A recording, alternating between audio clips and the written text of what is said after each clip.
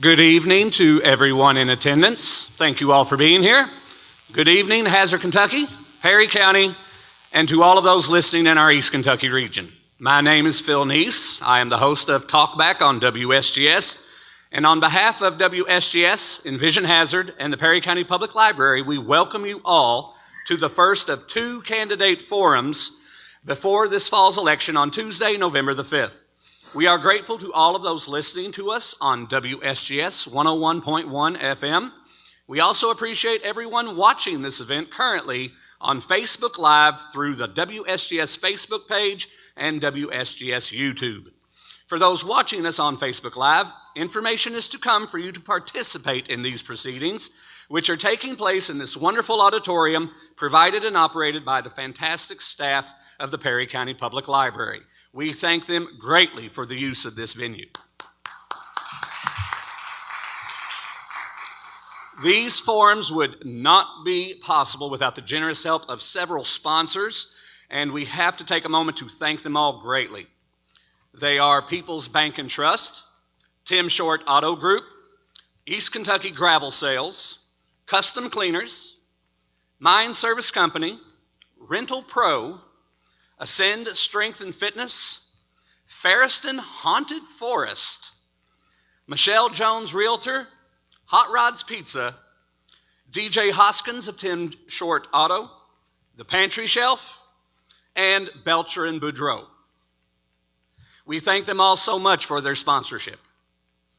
Tonight, our candidate forums will be dedicated to offering questions to and hearing answers from the candidates for two local races. The Office of Kentucky House of Representatives for the 84th District, which includes Perry, Breathitt, and Owsley counties, which we will focus on for our broadcast's first hour from 6 to 7 p.m. And then for the Office of Commonwealth Attorney for the 33rd Judicial Circuit in Hazard, Perry County, which is a special election to fill this office. Now, one of the most popular sayings from past elections is all politics are local politics. Since the presidential elections has formed such divisiveness nationwide, and for the feeling that both presidential candidates probably wouldn't know where Hazard, Kentucky is if asked, we will not discuss that election race or their political party's effect on the country as a whole. That can be a discussion saved for an episode of Talkback in 2 weeks' time, right before the election. Please join us. Instead, we will focus on getting to know the candidates and their reasonings for campaigning and that effect that they have here directly, where I feel it best to declare that political parties not play a part. Each of the candidates here tonight will not be designated at any time by a letter R or letter D attached to their name as a candidate. All here are citizens of their own communities, established within their own voting districts, and will be honored just as such. As there are simply more than one candidate for the mentioned offices, each candidate is provided the opportunity to discuss their ideas, hear questions from the voting body, and declare themselves as a candidate with one vote themselves equal to all others voting.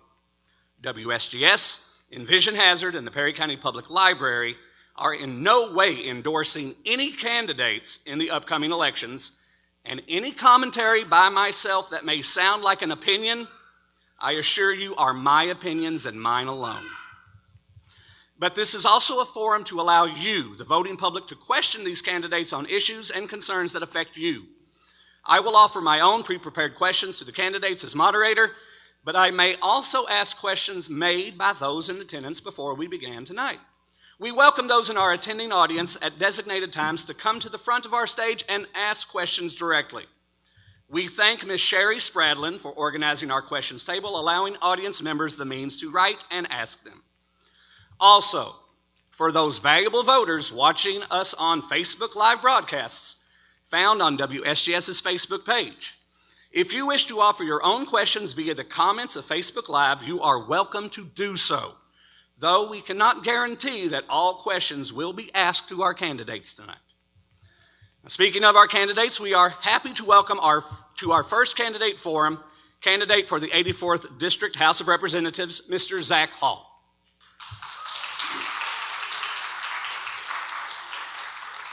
Current representative of the 84th District, Mr. Chris Fugit, has notified us that he is unable to attend tonight's forum.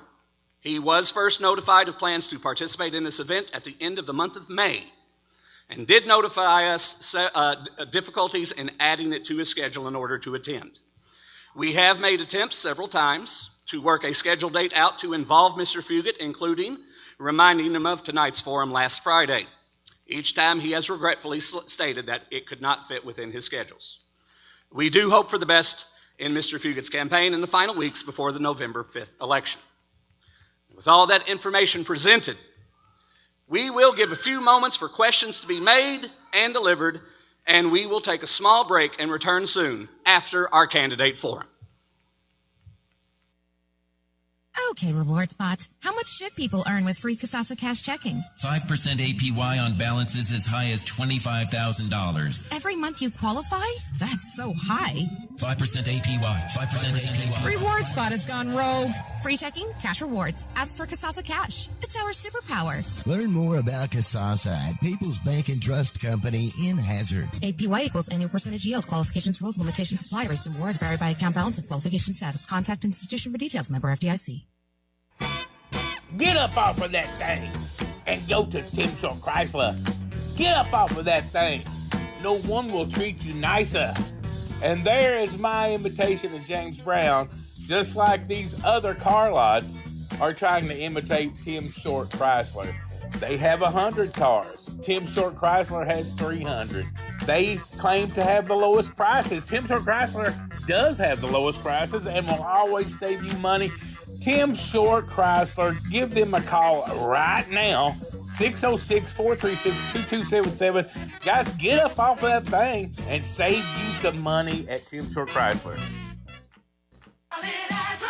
East Kentucky Gravel Sales is your rock-solid choice for residential and commercial projects, offering services like excavation work for house seats, driveways, footers, ditches, and water lines. They install and repair septic systems, have many gravel options with delivery available, and are fully licensed and insured.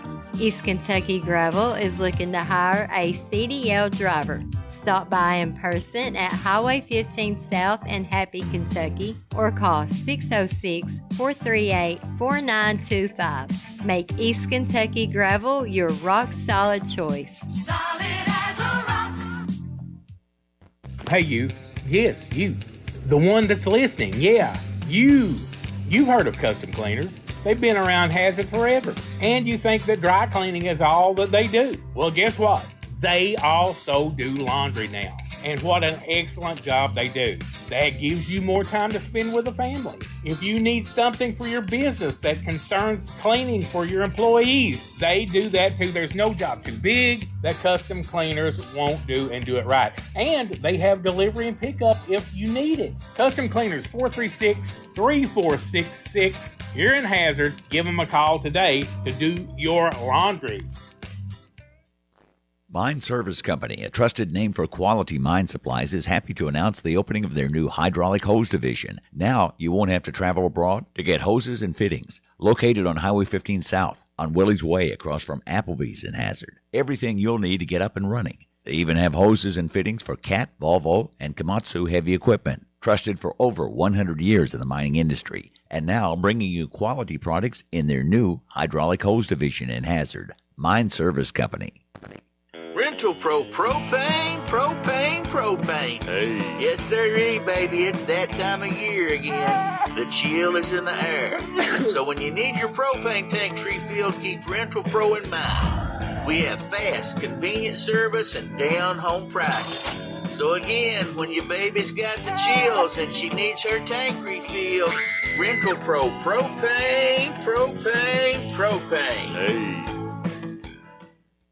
Are you ready to shape up, get stronger, or feel good in your body? Ascend Strength and Fitness, located at 138 Grandview Plaza, is always accepting new members. Memberships start at $30 a month with several discount options available, and your first day is free.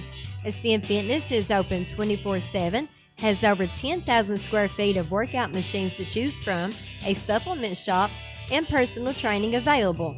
For more info, visit them at ascendsf.net on Facebook or call 487-0057. That's 487-0057. Welcome back, ladies and gentlemen, to our first candidate forum here at the Perry County Public Library. Thank you all for attending our discussion with candidates of the 84th House of Representatives District in Kentucky, and those are for the counties of Perry, Breathitt, and Owsley County. We welcome back to the stage Mr. Zach Hall, candidate for that House seat, and we would like Mr. Hall to have a moment to basically introduce himself to you all and the voting listeners, and tell us about some of his first key things to think about for his candidacy. Zach? Yeah, so first of all, thank you to each and every person who is here tonight or watching on the live stream or listening on the radio. You all are more engaged than my opponent currently is, so that means a lot to me. I know most of you in here, but for those of you that don't know me, my name is Zach Hall. I'm from here in Perry County. I graduated from Perry Central High School, and then I went to the University of Pikeville. I graduated from there, married my wife, Hannah. She and I both started teaching public school. I taught at Hazard Middle School. She taught at Hazard High School. And now we have our daughter, Ruby. So we've planted our roots here. We have a very young family, but both of us care very deeply about our community. If there's one thing that I want all of you to know about me, it's that I care about Eastern Kentucky from the top of my head to the bottom of my feet, and there's nobody that's going to work harder to make Eastern Kentucky all that it can be than I will. Zach, thank you for those opening comments. We automatically would ask that anybody listening to us on WSGS can make it their way to the Perry County Public Library and join in on the discussions, offer questions to be asked here on the stage. We have some questions already given that we will address very shortly, but we would also like to remind that if you are watching on Facebook Live, you can drop questions in the comments. Please give your name for them to be read on the air, and we will give the questions to the candidates in that way as well. Without going into any bit of our discussions that we have already planned, do we already have any questions that would like to be addressed to the candidate, Mr. Zach Hall, please? There are already multiple, can you hear me? Are we good? Okay. There are already multiple questions surrounding Amendment 2, both in our live Facebook chat as well as written in by our audience members. And so I will just read the longest one here. As a former teacher and educator in the public school system, I am concerned about the possibility of Amendment 2 passing and the devastating impact it will have on our students in Perry County and Hazard schools. Not to mention the jobs that will be lost in our area. As a representative that will serve the people of our area, what is your stance on the amendment and why? Yeah, so as a former public school teacher and somebody who attended public schools through my educational career, I already know that public schools are severely underfunded. Teachers are not paid anywhere near the amount that they should be paid. They're working very long weeks. They are dealing with a multitude of issues across the board. And Amendment 2 would only further damage our public school systems. It's a scheme designed as a school choice bill. When Kentucky already has open enrollment, you can choose where you want to go to school. It's a scheme that is designed to take money from our already underfunded public schools and move them to private schools. If you want to send your kid to private school, that's fine. That's your choice. You already have that choice. But taking tax dollars away from public schools is not the answer for that. Amendment 2, I believe that we should do everything that we can to defeat it. And if there are other ways that we want to talk about using the billion-dollar surplus that our state budget has for the past 3 years to provide some type of scholarship or stipend for students that want to attend private schools, that's great. But the way the bill is written, it gives way too much money to our state legislature, free reign over how our tax dollars are going to be spent, and it's not something that I support as it is written. Do we have any follow-up questions from members of the audience or on Facebook Live directly related to Amendment 2? I can throw out, just in the case of always considering there is an opposite point of view to any type of discussion in politics and in this election year, with Amendment 2, There is, of course, the people that says that Amendment 2 would be a benefit not just to the school children whose parents say that they wish them to attend private schools and be educated there, but that it would actually help public schools in general. So what would you say to those critics that say that Amendment 2 may be a good idea? What would you say? Yeah, it may be a good idea if you live in one of the 3 counties out of Kentucky's 120 that have 58% of our private schools. If you live in Fayette County, where Lexington is, or Jefferson County, where Louisville is, or Boone County, right outside of Cincinnati, it might be great. There's plenty of private schools to choose from. But in our rural parts of our state, here in eastern Kentucky, out in western Kentucky, you're hard-pressed to find a private school. Here in Perry County, there isn't one. There are in a couple of neighboring counties. But if you think about that money is leaving Perry County if there is no private schools in Perry County. And I understand that it could be beneficial for somebody in Lexington, Louisville, or northern Kentucky. But I find it very hard to find any evidence that shows the benefits in the rural parts of our state. Okay.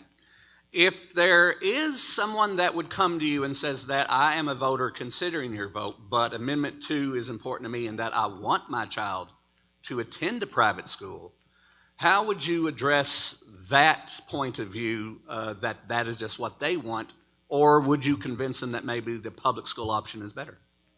Yeah, so I understand there are shortcomings of our school systems, our public school systems, but the solution for our public school systems is not taking away money from an already underfunded system.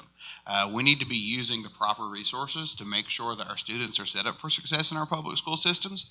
And if you still want to send your kid to a private school, that's your choice. But tax dollars should not go for unregulated school systems that, for a good chunk of them, they're probably doing okay. They're probably teaching at least decent content. Mm-hmm. But there's also a chunk that teach stuff that just isn't true. And sending tax dollars for those types of schools, I think, is damaging for the education system more so than the public schools. Thank you, Mr. Hall. Do we have any more questions related to probably the hottest topic of this Kentucky election year, Amendment 2? Do we have any follow-up questions? With that in mind, we shall hit other issues. Yes, we do. We have somebody who would love to have to come to the microphone if you don't mind and ask your questions to Mr. Hall.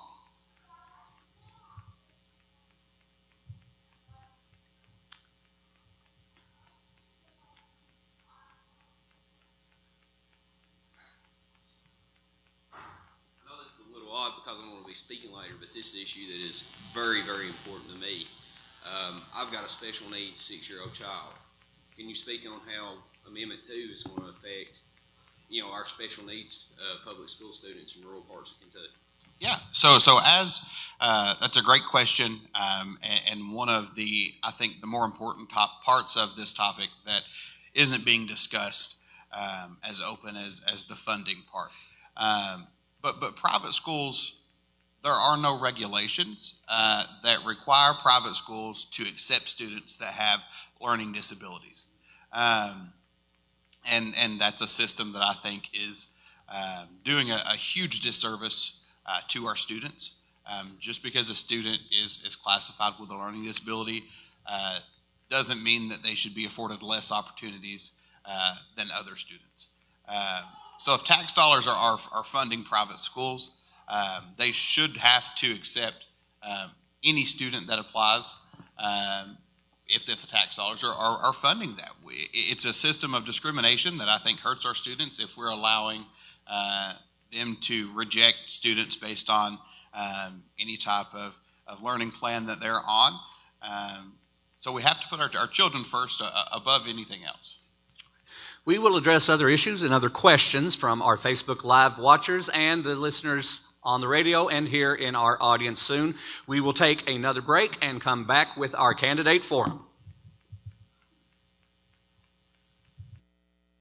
As the sky grows dark and the moon glows bright, strange creatures appear in the night. As witches scream and werewolves whine, sends shivers and chills up and down your spine at Farriston Haunted Forest and Myrtle Manor in London, Kentucky. Join them if you dare for a Halloween scare during their 25th season of frightening fun every Friday and Saturday from 7:30 to midnight. And from 7:30 to 10 on Halloween night. Ticket prices are $15 per person per event or $25 for both. Follow them on Facebook for all the spooky details or call 606-309-6049. Farriston Haunted Forest and Myrtle Manor, one of Kentucky's must-see haunts. Thinking of buying a home? Maybe you're a little anxious about taking that first step. Maybe you want to sell your current home, but you just don't know where to start. Drop the anxiety. Why not get help from someone who happens to know the housing market better than anyone in our area? Someone who has already helped many first-time buyers as well as long-time homeowners. Michelle Jones, your local RE/MAX realtor. Michelle is ranked in the nation's top agents and serves your area. So whether you're looking to buy or sell a home, the right agent can lead the way. Michelle Jones, RE/MAX. Call 233-4185. Hot Rods Pizza is... Yes, Hot Rods Pizza is the best. You can't beat their mouth-watering, all-you-can-eat lunch and dinner buffet, along with the salad bar that's made fresh daily, topped with their special homemade dressings. Or indulge in many options from the menu, such as pastas, hoagies, burgers, Philly cheesesteaks, sides, and so much more. Choose from dine-in, carry-out, and delivery at your local Hot Rods Pizza location in Pikeville, Betsy Lane, Allen, Hyman, and Hazard. Hot Rods Pizza is now hiring. To set up an interview or place an order, call 606-551-0055. Ladies and gentlemen, what's the number one quality that you would want in your car salesman? Trust. Isn't that right? You would want to trust your salesman with finding you the best price. You would want to trust your salesman with finding you the best automobile available. And you would want to trust your salesman for service after the sale. Guys, at Tim Short Chrysler here in Hazard, Kentucky, DJ Hoskins does those three things and more for his customers. He absolutely loves his customers, and I can vouch for it 110%. DJ Hoskins is the best salesman in southeastern Kentucky. His cell number is 606-854-3005. Give DJ a call now and let him go to work for you. You can trust him. Hey guys, John Napier with Wsgs. I remember when I was 3, 4, or 5 years old, living on Broadway here in Hazard, and yes, I can remember that far back. I used to take my little fat rear end right down to the pantry shelf every day and get a large blueberry icy. 57 years later, the pantry shelf is still kicking it, and they still got ices. Susan and her friendly staff have the best donuts in the country. Also, the best chili dog that you've ever tasted. And if you want a large roast beef sandwich with all the fixings, they can do that too. Located at 426 Memorial Drive here in Hazard, Kentucky. 606-436-6117. Give Pantry Shelf a call today. You won't be disappointed. I love your bag. Thanks. I got it at Belcher and Boudreaux in Hazard. Actually, that's where I got that bog bag you complimented, that bracelet you loved, and that hat you just borrowed. Really? Seems like I love Belcher and Boudreaux, and I haven't been there yet. Definitely does. They have big names like Simply Southern, Consuela, E. Newton Jewelry, Vera Bradley, Happy Everything, Tyler Candles, tons for men, women, and babies, and great housewares and decorations. We should go. That way you can find your own next favorite thing. Absolutely. Belcher and Boudreaux, 439 High Street in Hazard. Gifts, housewares, registries, clothes, and more. It's the place to find your next favorite thing. Welcome back to our first candidate forum of this election season. Thank you all so much for watching us on Facebook Live. There are over 70 people currently watching our broadcast, and we are so grateful to you all and for the comments that you all are making on Facebook Live. We also have questions in our audience that we would like to be asked to candidate Zach Hall. Well, let's have one of those questions now, please.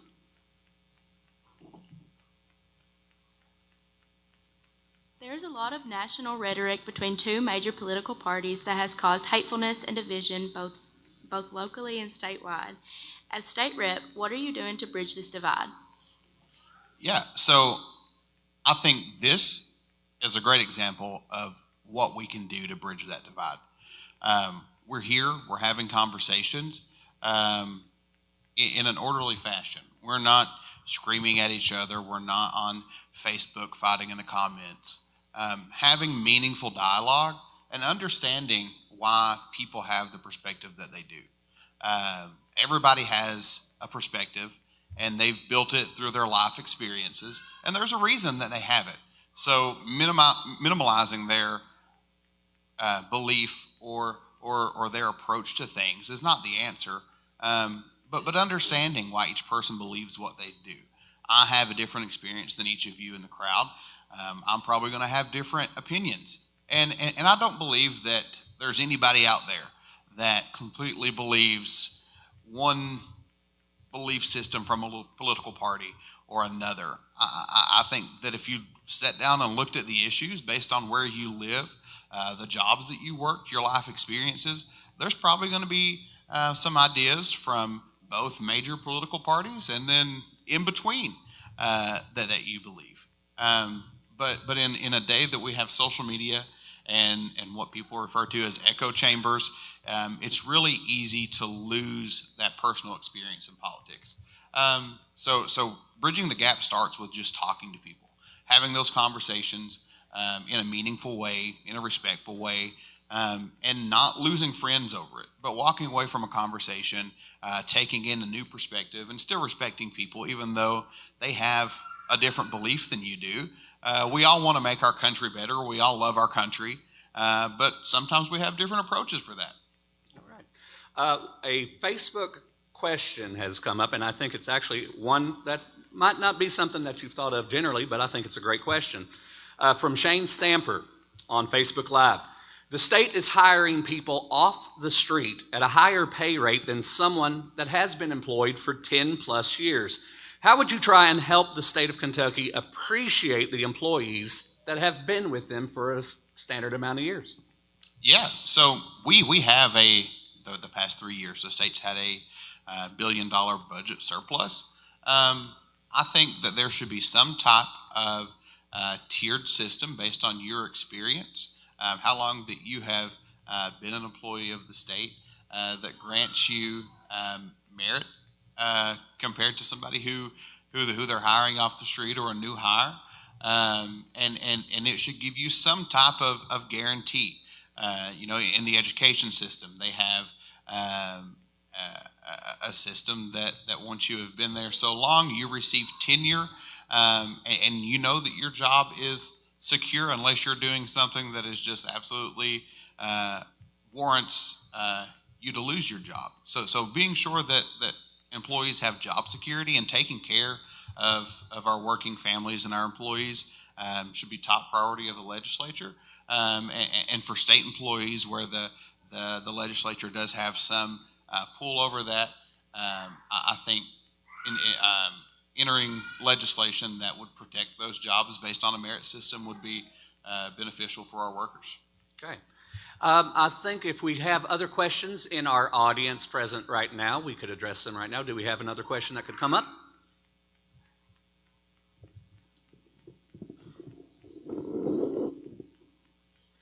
What will your main 3 issues that you want to address for us while in Frankfort be if elected?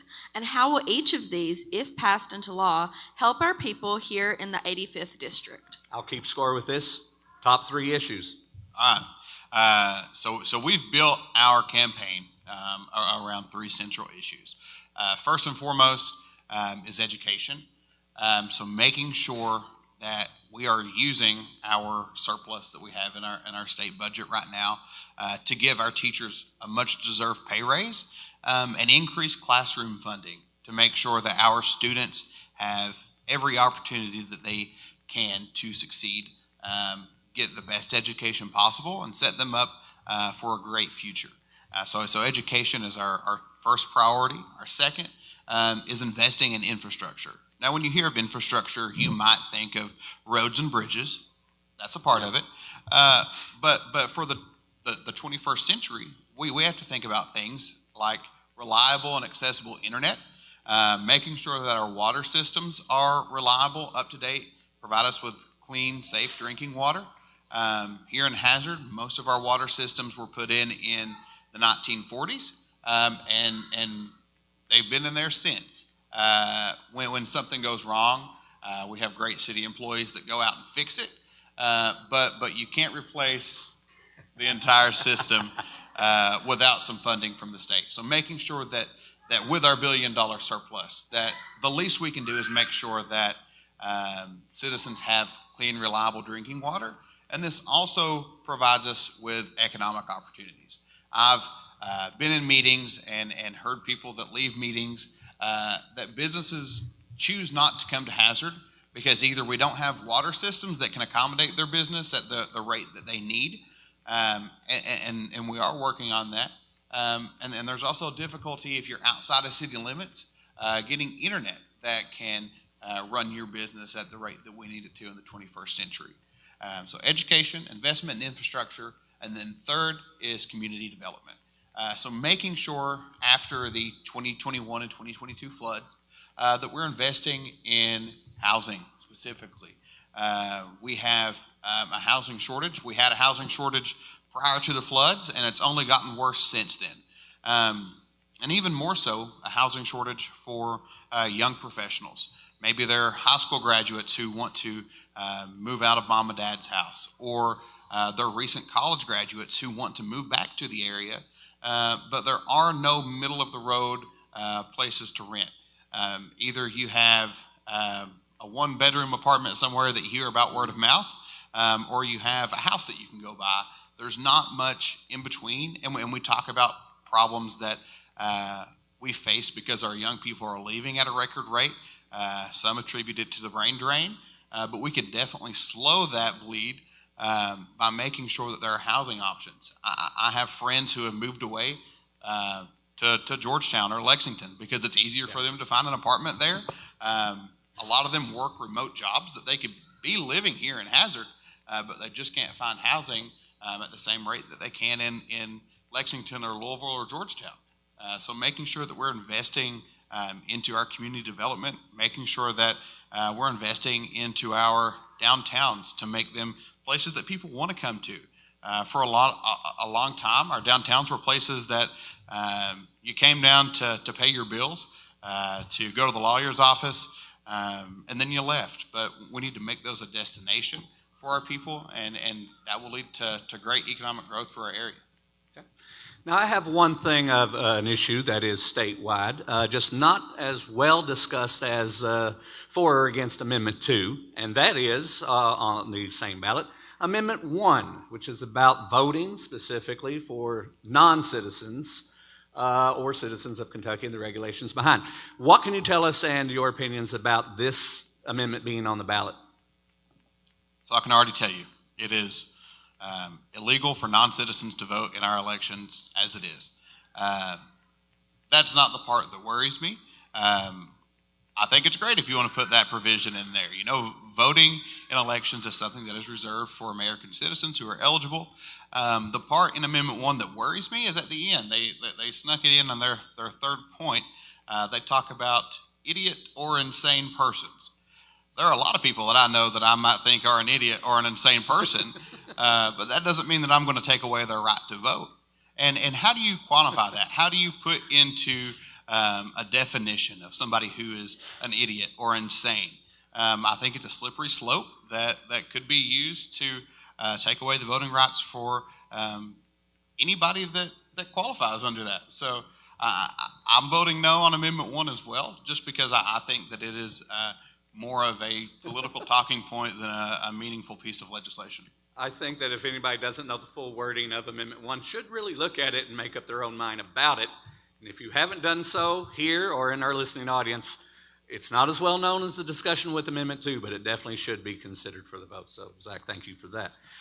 We are going to take another small break and then come back to hear some more questions from our audience and hopefully some from our Facebook Live. So we will return soon with our candidate forum.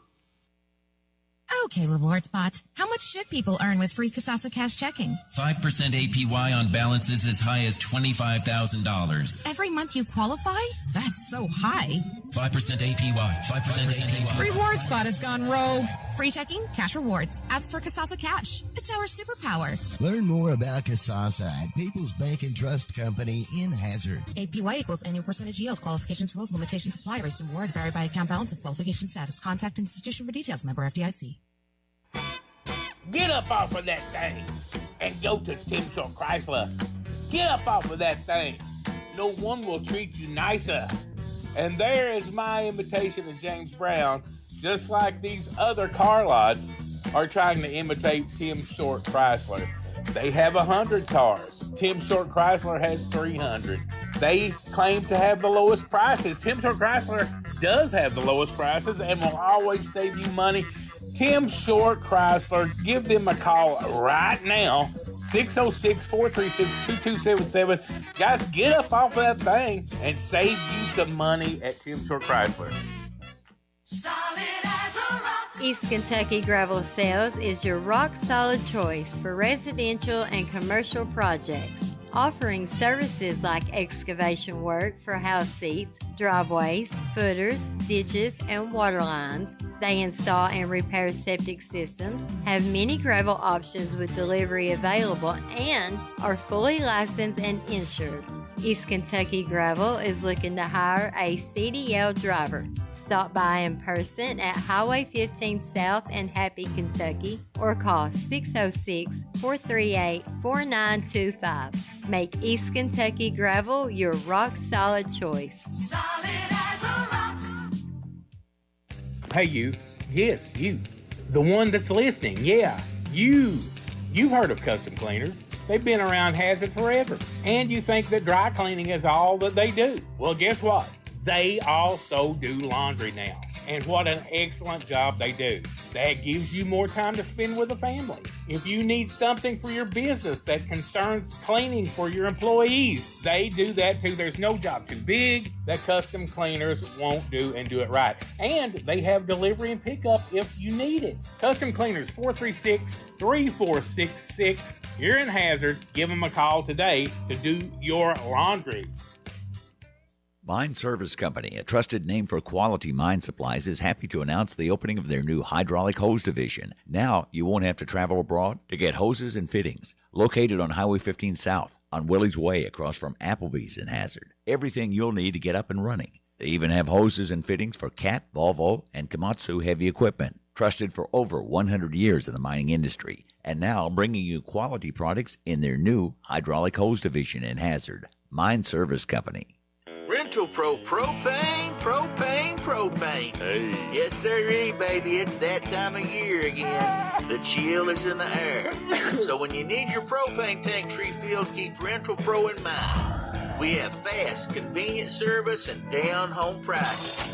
So again, when your baby's got the chills and she needs her tank refilled, Rental Pro Propane, Propane, Propane. Hey. Are you ready to shape up, get stronger, or feel good in your body? Ascend Strength and Fitness, located at 138 Grandview Plaza, is always accepting new members. Memberships start at $30 a month with several discount options available, and your first day is free. Ascend Fitness is open 24/7, has over 10,000 square feet of workout machines to choose from, a supplement shop, and personal training available. For more info, visit them at ascendsf.net, on Facebook, or call 487-0057. That's 487-0057. Welcome back to our candidate forum here at the Perry County Public Library in cooperation with Wsgs and Envision Hazard. Once again, my name is Phil Neese, and thank you all for joining us here with our candidates, one present and one not, for the 84th District House of Representatives seat. Zach Hall, you have some questions that were prepared by our audience before our presentation began. We could have one of those questions right now, please. What measures will you propose to ensure transparency and accountability in your administration, and how will you involve your constituents in decision-making processes? Yeah, so I think accountability and transparency in government is something that is crucial to the functioning body of the government. It's what our country was built on, and something that in the past 20, 30, 40 years has only gotten more and more corrupt. But making sure that our representatives specifically remember the function of the office that they hold. Representatives are designed to be the members of the government that are most in touch with the constituents. That's why their elections are every 2 years. In theory, that they are the ones that are out talking to people every day, hearing ideas that constituents have for their district or for their region, and keeping in touch with them. So having at least quarterly town halls in each of the 3 counties that I serve is going to be something that I really push and I'm really in favor of. Making sure that we have participation from people here in Perry County, from Breathitt County, and Owsley County, so that I can hear the concerns of people in each county, because the people in Owsley County are going to have different concerns than the people in Perry County. And it's my job to represent people from all 3 counties just as much in Frankfort, and getting their ideas across. It's not to push any personal views that I have. Obviously, there are times on contentious issues where you have to vote your conscience. But the day-to-day function of the state legislature should be to vocalize the concerns or ideas of people that live in the district. There is a redistricting of in the 84th district this year. Owsley County being the addition, I believe, and Breathitt. It used to be Perry County and Harlan County, but after the 2020 census, they redrew the district and added those 2 counties. Is that a welcome change in your opinion, or do you feel that's going to present some challenges because it's people that have never been represented in this way before? I think it's a welcome change. Everybody that I've talked to in Owsley County and Breathitt County, they're great people and they're excited to have some new representation. So being able to be a voice for them is something I look forward to. Could we go ahead and have another audience question address, please? How important is it that citizens vote for a candidate or issue rather than a party? I think that is one of the most important topics of legislation, of elections. A lot of times in the past 10 years, our country has grown further and further apart, and people only identify with a certain party. I've never voted straight ticket in an election. I look at the person that has the character for the job, the willingness to do the job, and the person that I think is going to represent me the best in whatever office that they're holding. I've voted for Democrats. I've voted for Republicans. I think I've even voted for a couple of independents. And it's important to stay in touch with, especially on the local level, your candidates, knowing what they stand for, what their beliefs are, who they are, what their background is, because they are going to be the person that is directly influencing policy that is going to affect your day-to-day life. And whether that person is of the party that you're registered as or the opposite party, I think it's important to have an open mind to consider all candidates. I can also reinforce that as a voter locally. I don't think I have ever voted a straight ticket in the entire time I have voted, because we're voting for our friends and neighbors as well as anything else, but party doesn't matter when it comes to that. All right, could we have another audience question up here? What is your vision for our region's coal miners, such as expanding black lung screening in our state? Okay. Black lung is a big issue currently again, so this is a very good question to address. Absolutely. So I'm endorsed by the United Mine Workers Association. My grandfather was a coal miner, and I think it's important that we are taking care of our coal miners. They're the people that built our country. They powered us through 2 world wars. They powered us through the Industrial Revolution, and our country would not be where we're at today without the sacrifices that coal miners made. And black lung screening accessibility is a big issue. A lot of times people from Eastern Kentucky, the closest place that they can go to get the screenings that they need and the health care that they need is in West Virginia. A lot of our coal miners that have black lung it's very hard for them to get up and travel that far. So making sure that we are expanding coverage to have black lung screening accessibility at a local level is crucial to take care of our coal miners that have paid a large sacrifice for our state, our region, and our country. All right. We have several minutes left of this first hour of the candidate forum. So we remind our listeners, if you are watching us on Facebook Live, you can put some questions down in the comments. We will basically present them. And we would love to hear from another audience-made question that was made prior to the show. Do you feel your opponent doesn't feel like his constituents are worth representing since this forum has been rescheduled multiple times? Well, let me tell you, I'm still a constituent of Chris Fugit's, and I do not feel like he is representing me, and I feel like he is letting his people down that he's currently representing. I moved around my schedule to make this work. I was supposed to be in Kansas for work today and rescheduled my flight. I'll leave out of Lexington Airport at 5:17 in the morning. So I have to be there at 4:30 or before in the morning. I'm going to leave here tonight and drive to my mother-in-law's in Frankfurt and stay there. And I'm making a big sacrifice because I wanted to be here and show you all that I care and that I'm ready to represent the people of the 84th District. And it's clear that my opponent is not doing that. In trying to produce this event for the past, really through all of summer and into this fall season, we have tried to work with both candidates, and several dates were really planned on and tried to agree upon it for each candidate. So we've definitely made our effort to not just set one date, but to make several options, and this was the best that we could really do. With all of that, in the few minutes that we have left, do we have any more audience questions? One more, please. Thank you. What steps will you or are you taking to address the concerns related to climate change and environmental sustainability in our state? We have experienced 2 devastating floods and have seen the floodplain in every county redrawn to include areas 1 excluded. Yeah, so we have seen firsthand that our weather patterns are becoming more and more extreme. So we have to be better prepared for those.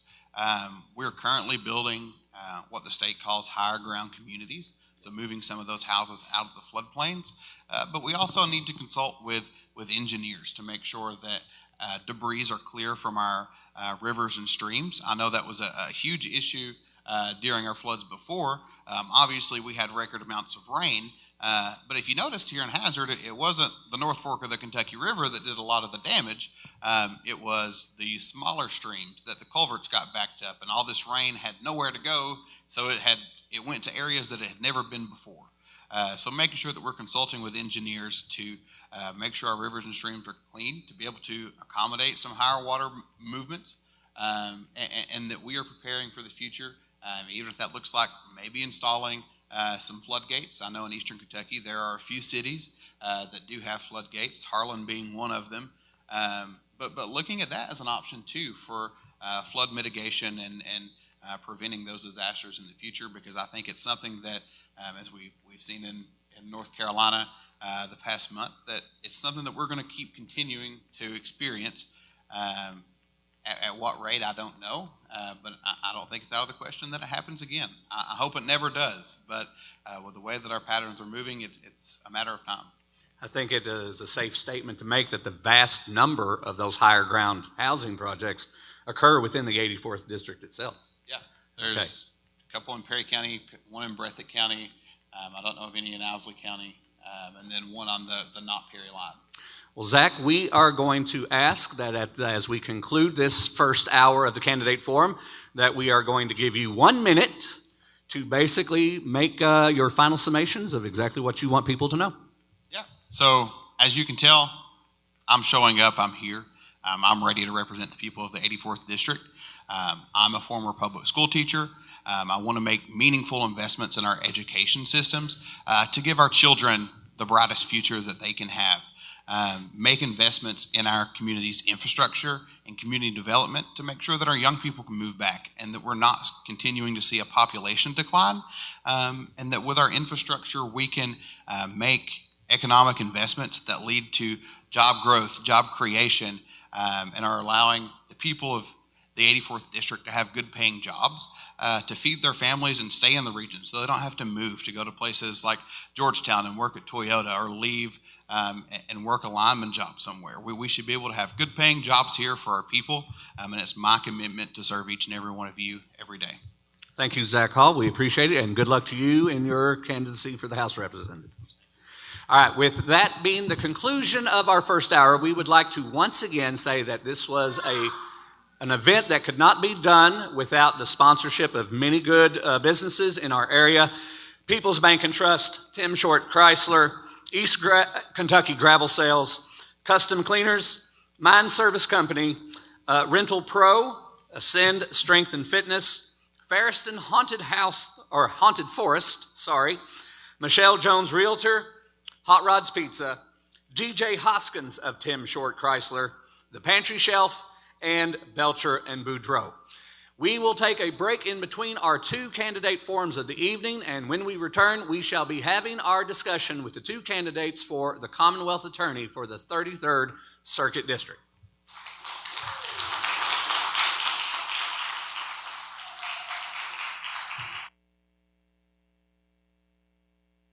As the sky grows dark and the moon glows bright, strange creatures appear in the night. As witches scream and werewolves whine, sends shivers and chills up and down your spine at Ferriston Haunted Forest and Myrtle Manor in London, Kentucky.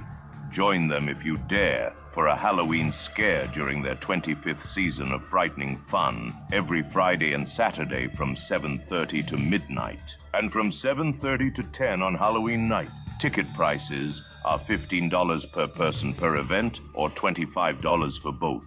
Follow them on Facebook for all the spooky details or call 606-309-6049. Ferriston Haunted Forest and Myrtle Manor, one of Kentucky's must-see haunts. Thinking of buying a home? Maybe you're a little anxious about taking that first step. Maybe you want to sell your current home, but you just don't know where to start. Drop the anxiety. Why not get help from someone who happens to know the housing market better than anyone in our area? Someone who has already helped many first-time buyers as well as long-time homeowners. Michelle Jones, your local RE/MAX Realtor. Michelle is ranked in the nation's top agents and serves your area. So whether you're looking to buy or sell a home, the right agent can lead the way. Michelle Jones, RE/MAX. Call 233-4185. Hot Rods Pizza is...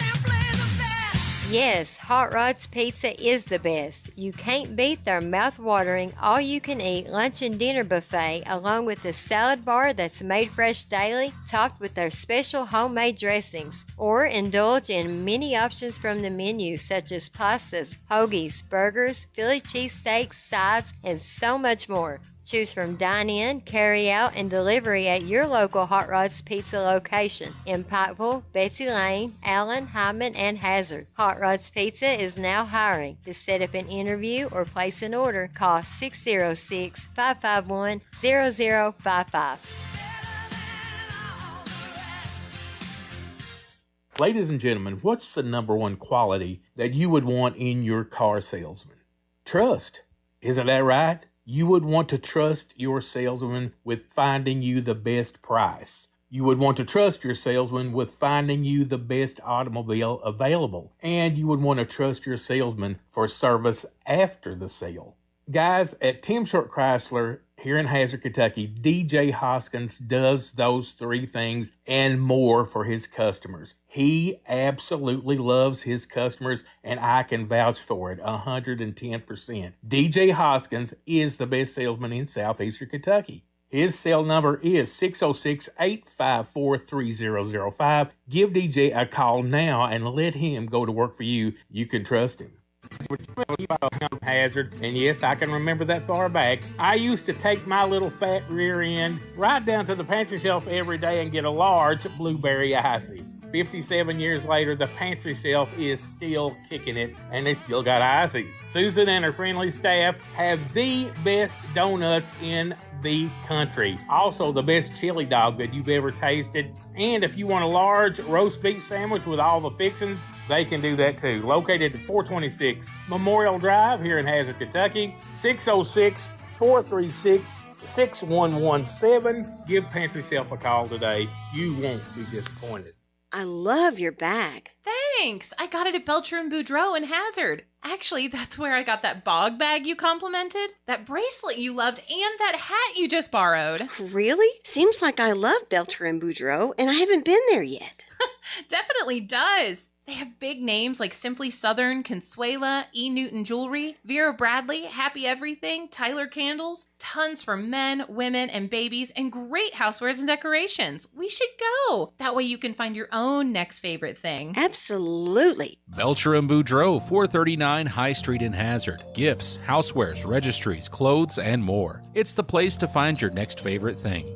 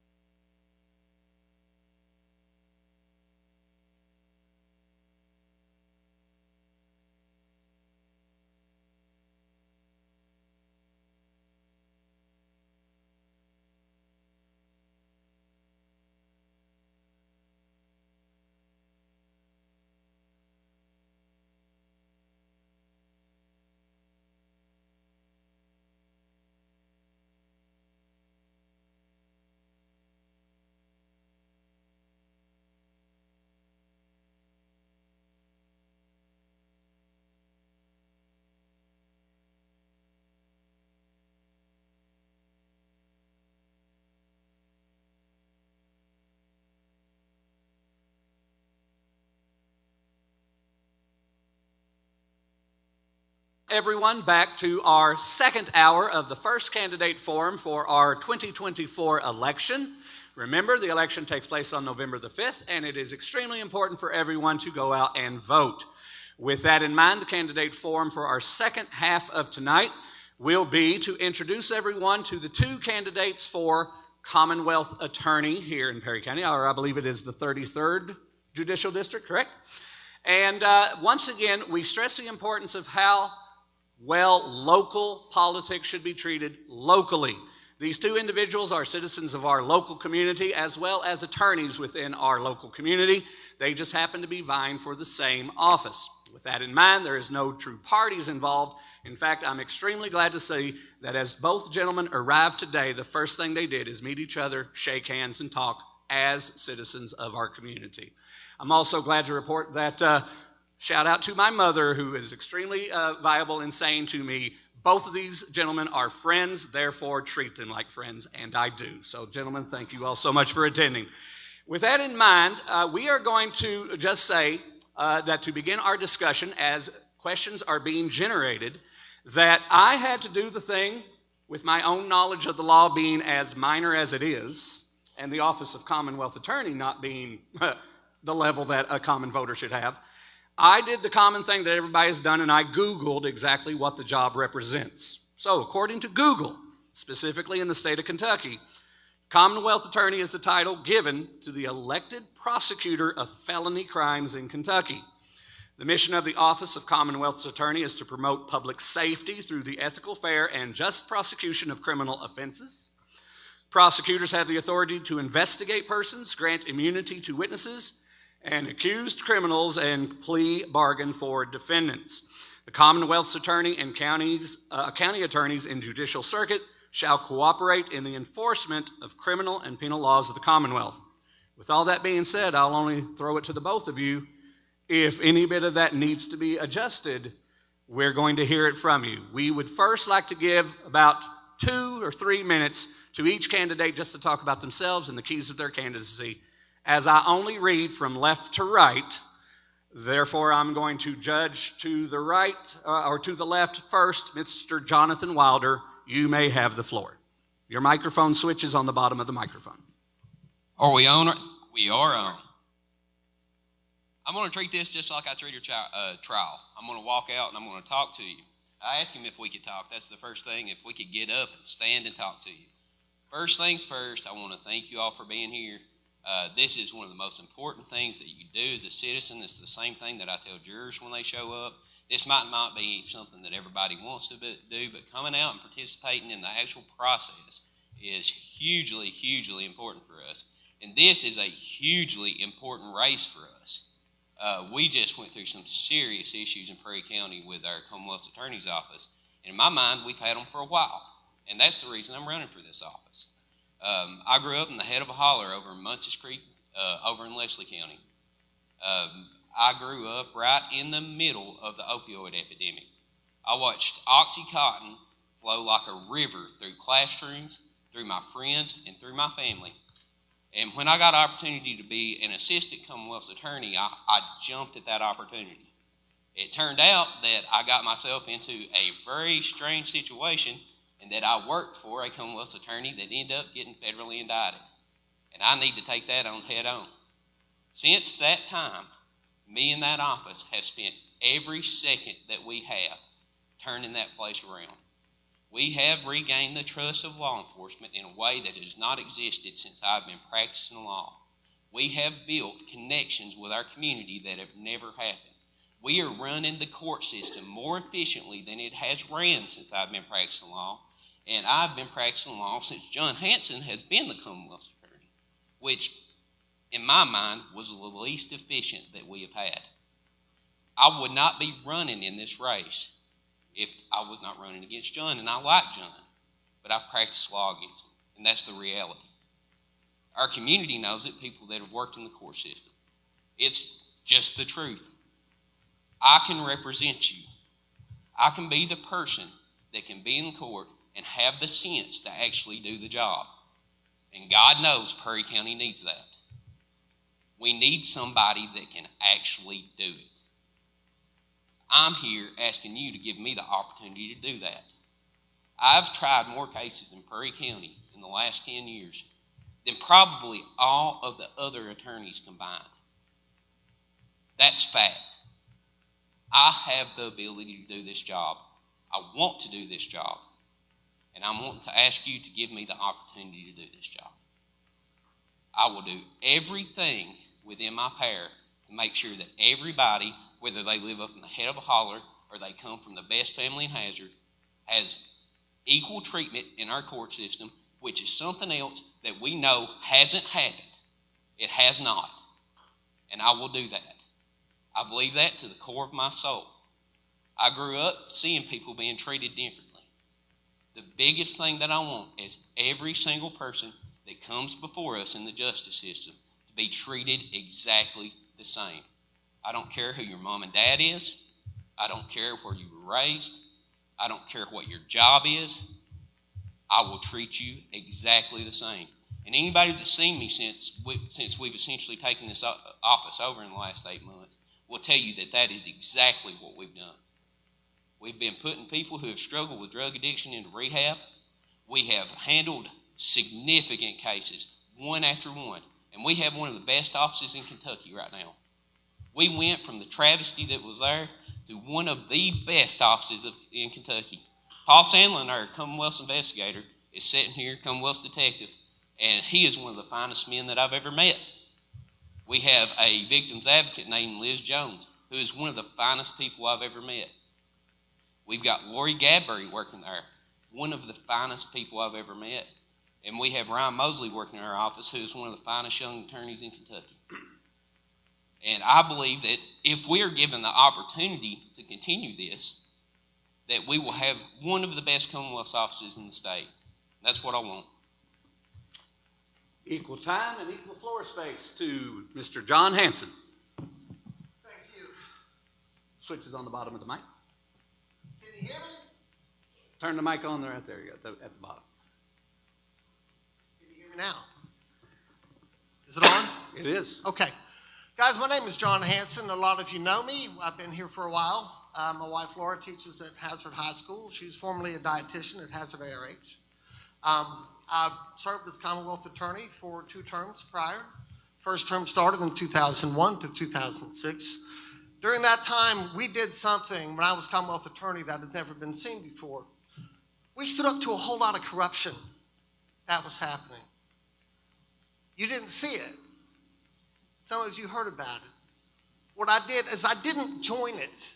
I didn't become friends with it. I didn't embrace it. I fought it, tooth and toenail. It became almost a really kind of earth-shattering, deadly fight. It became known statewide. We had an attorney, Ned Pillersdorf, come over here during an interview with a Louisville reporter saying, Perry Circuit Court is like a war. The bottom line why I did that is because I'm representing the state in Perry Circuit Court. I'm representing the folks in Perry County who elected me to that office. I know what they want. They want somebody to do the job. Right now, the Commonwealth Attorney that we have was appointed out of Laurel County. His name is Jackie Steele. And don't get me wrong, I think maybe a little bit of Jackie Steele, he's a Republican out of Laurel County, might be rubbing off on Mr.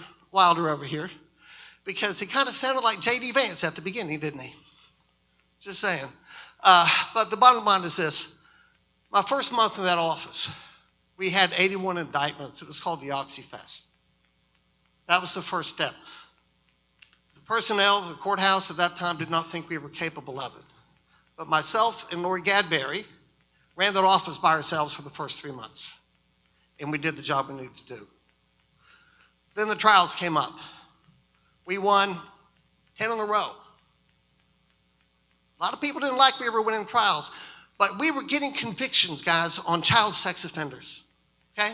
We were getting convictions on drug dealers. We were getting convictions, and I'm proud to say that I am one of the only 2 Commonwealth attorneys in the history of the Commonwealth of Kentucky to get a conviction on a doctor shopping statute. That's where you have people going from doctor to doctor before the prescriptions are running out and getting pills. Say your Lorcet prescription came out 2 weeks ago, you go to another doctor, you get another one. A day after that, you go and get another one. That's doctor shopping. We're the second ones to get a conviction and the only ones. The guys out of Lexington, Louisville, Elizabethtown, Bowling Green, Pikeville, Paducah could not get that. We did. That's the energy that I put into the office. After that, we made our message clear. We made it clear that as a criminal, if you're charged with a crime, we are not going to be your friend, guys. We're not going to invite you over to the house. We're not going to engage in the conduct you want to engage in. And we're not going to sit up here and tell stories. I've had around 45, 50 trials as Commonwealth, as a defense attorney, and private attorney. In fact, Mr. Wilder and his former firm with Dave Johnson sat on the guilty verdict of several of those trials. And they know that. Once again, child sex abuse cases, we get guilties on those. I think right now that is a target of mine, is child sex abuse. We had, in the last couple of years, a couple of child sex offender accusations be found with the not guilty.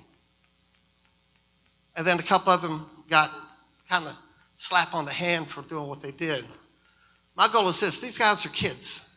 If you don't stand up for the kids now, if you don't prosecute these folks, if you don't get guilty pleas at trials for sex offenders, guess what? They start moving in. And that's what we have now. We have sex offenders. Sex registrant population has increased several-fold since the last administration took over. That's not a good thing. We've also had a lot of gun violence here lately. 2 murders, 3 murders. That murder, last murder trial they had, by the way, what happened with it? 5 years reckless homicide. That's not the way to reduce crimes. Commonwealth attorney's job is to get convictions, because once you get convictions on those crimes, that type of activity starts decreasing. That's one thing I've seen. That's one thing I know my experience will bring to you, is that you can't just try something to try something. You got to look at it. And what I pride myself on is reviewing the cases from the time they go to district court. And by the way, I'm the one who started that. I was a Commonwealth attorney that started going down to the first level of the criminal process in the district court for the preliminary hearings. I was the one who did that. I was the one who started that. We still do that to this day. That way you get to review the cases coming up the ladder. So you can weed out the bad cases that don't meet the proper standard of beyond reasonable doubt, which is what you want to prove. Thank you, John. That's all I have. Thank you. Thank you, Mr. Hanson. Vote for me. With both candidates kind of introducing themselves to our audience and our audience on Facebook Live, we are going to explain that with the 2 candidates up here, there will be kind of a change to the way the questions will be answered. We're going to allow each candidate to have roughly just a minute each to reply to each of the questions. They will do this in turn, and they will be warned with 30 seconds left, and right when their time is up, they'll simply be signaled to wrap it up. With this in mind, since Mr. Wilder went first, we're going to allow Mr. Hanson to answer the first question. Gentlemen, I'm very glad to report that there's been, honestly, a little rush of questions right on Facebook Live, as well as some of the questions right here in the audience. We're going to go right to a question from Facebook Live that will go to Mr. Hanson first, and then Mr. Wilder. We'll answer this one question, then we will take a break and see how it goes. This question comes from, if I can get the name on my computer correctly, this is from Tara Combs from Facebook Live, and this maybe is a question that the Commonwealth Attorney should address. Child abuse cases can be difficult to prosecute due to the challenges in gathering sufficient evidence to meet the standard required for indictment. If elected as Perry County's Commonwealth Attorney, what specific strategies and approaches will you implement to ensure the perpetrators of child abuse are effectively prosecuted and held accountable, even in cases where evidence may be more challenging to obtain? Mr. Hanson, 1 minute, please. Thank you. Justice Douglas Combs, Supreme Court Justice, once said, you can indict a ham sandwich. That's a low piece of evidence, probable cause. What you're looking for, Ms. Combs, and everybody in the audience, you're looking for beyond reasonable doubt. That's the standard. You can get through indictment, you get through preliminary hearing. The standard of these is beyond reasonable doubt for child abusers, child sex offenders. what I have always done is I bring the child in, I introduce myself to them, get to know them. And I do watch SpongeBob and some cartoons so we can relate. I always have obviously somebody from office there with me talking to the child. And we tell the child, second visit, what's happened, get to know them a little bit better, see if they can't open up. Third time they come in, I tell them we're going to start talking about why you're here, what happened. That's your case, is the child. You can have forensics, and you do have forensics. You can have parts of the body you can tell have been misaligned, have been ruptured, have been broken because of the abuse. You can look at the bruises of the pictures. A lot of people are bringing in videos as well. That's part of your case, but the ultimate case comes from the child who lived through it. Mr. Wilder can tell you, he has seen the cross-examined from his associates of these children. They lived through it. They know what a lie is. They know what a lie is not. They tell the truth. And that's another thing you want. You want the truth. You get convictions that way. You send a message to the community. You send a message to people who commit these crimes. My Commonwealth Attorney's Office is going to be ready to put you in jail. We will be prepared. We will be ready. Thank you. That's how you do that. Mr. Wilder, you have your minute to respond to the same question. The answer to this is easy. You prosecute them as hard as you possibly can. There's nothing else to say about it. With sex crimes, and John, I'll agree with him on this, the strength of your case is having the child ready to testify when we're talking about child sex abuse. We have resources in this county, all over this county, including the Care Cottage, who I work closely with, and who I plan on continuously working close with, who have the ability to speak to the child, who have the training. We have doctors in this community that we work with. We have a team that we have specifically assembled for this, just to make sure that we're able to get convictions on these sex crime cases at the highest percentage that we possibly can. They are very hard cases to prosecute in general. They're some of the hardest ones that you have, but you also have to have the ability to take those cases to trial. You don't run from them. You take them to trial. And when you have good ones, when you have very, very good sex crime cases, you take those to trial and you get as much time as you possibly can. That way the next person down the road, if you've got evidence that's somewhere in the middle, they're afraid to take that case to trial. And something that I would ask people out here, and I would ask people that are watching at home, ask troopers that have worked with us. Ask people in the community that have worked with us. Ask social workers that have worked with us, because those are the people that can tell you who is better situated to handle these cases. John can come up here all he wants, say that we slapped sex crimes people on the wrist. There has not been a single instance of that since I've been in that office. Not one. We have not dismissed one. That's just complete and utter lie. That's not true. Talk to your community partners, including your law enforcement, your social workers, and people that work in the community with these children, and ask them who they want their Commonwealth's attorney to be, because their answer will be absolutely clear. Thank you, Mr. Wilder. We are going to take a break, and when we come back, there actually is a quick follow-up question from Facebook Live on this current topic. And until then, though, we will take a small break and then return to our candidate forum. Okay, Rewards Bot. How much should people earn with free Kasasa Cash checking? 5% APY on balances as high as $25,000. Every month you qualify? That's so high. 5% APY. 5% APY. Rewards Bot has gone rogue.